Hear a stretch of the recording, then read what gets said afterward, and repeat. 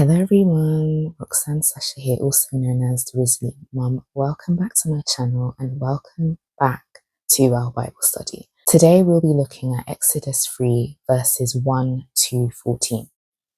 Now Moses kept the flock of Jethro, his father-in-law, the priest of Midian, and he led the flock to the backside of the desert and came to the mountain of God, even to Horeb.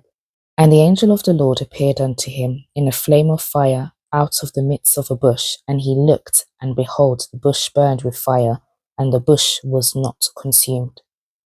And Moses said, I will now turn aside and see this great sight, why the bush is not burnt.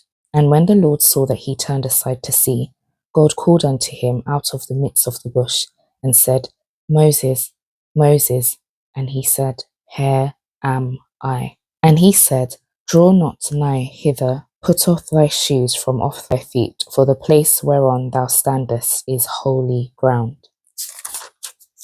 Moreover he said, I am the God of thy father, the God of Abraham, the God of Isaac, and the God of Jacob. And Moses hid his face, for he was afraid to look upon God. And the Lord said, I have surely seen the affliction of my people which are in Egypt, and have heard their cry by reason of their taskmasters, for I know their sorrows. And I am come down to deliver them out of the hand of the Egyptians, and to bring them up out of that land unto a good land and a large, unto a land flowing with milk and honey, unto the place of the Canaanites, and the Hittites, and the Amorites, and the Perizzites, and the Hivites, and the Jebusites. Now therefore, behold, the cry of the children of Israel is come unto me, and I have also seen the oppression wherewith the Egyptians oppress them. Come now, therefore, and I will send thee unto Pharaoh, that thou mayest bring forth my people, the children of Israel, out of Egypt. And Moses said unto God, Who am I that I should go unto Pharaoh, and that I should bring forth the children of Israel out of Egypt? And he said, Certainly I will be with thee, and this shall be a token unto thee, that I have sent thee. When thou hast brought forth the people out of Egypt, ye shall serve God upon this mountain. And Moses said unto God, Behold, when I come unto the children of Israel, and shall say unto them, The God of your fathers have sent me unto you, and they shall say to me, What is his name? What shall I say unto them? Verse 14 and last. And God said unto Moses, I am that I am. And he said, Thus shalt thou say unto the children of Israel, I am have sent me unto you. To give more context, in chapter 2 of the book of Exodus, Moses saw an Egyptian being abusive towards a Hebrew, and Moses killed this Egyptian. Moses fled to Midian because he was scared that Pharaoh was going to kill him. Moses lived in exile because he feared for his life.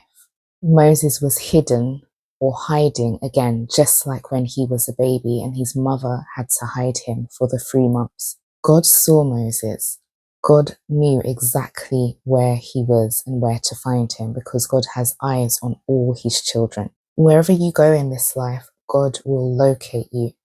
God came to Moses and he instructed Moses to go and speak to the children of Israel.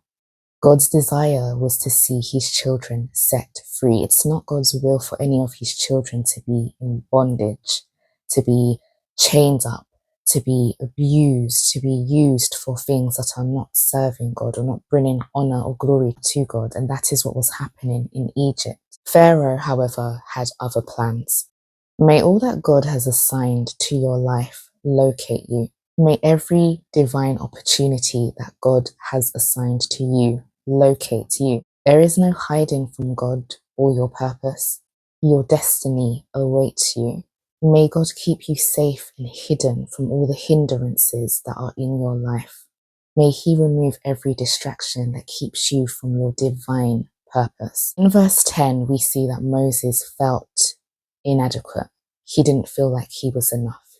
In verse 10, he says, O my Lord, I am not eloquent, neither heretofore. Now since thou hast spoken unto thy servant, but I am slow of speech and of a slow tongue. God did not care about all of this, not because he didn't care about Moses. God cared about everything that Moses was saying. But God had to remind Moses in verse 11 that he is the one who created man's mouth. In verse 12, God then commands Moses to go and speak. He states that he will be Moses' mouth and God would teach Moses what to say. You may be feeling as if you do not have the words. You may worry that you are not articulate enough or your vocabulary is not extensive enough. But God is the one who created you.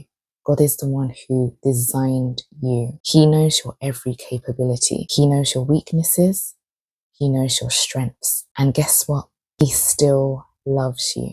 He still sees the potential that is deep within you. God knows that you are the woman for this job.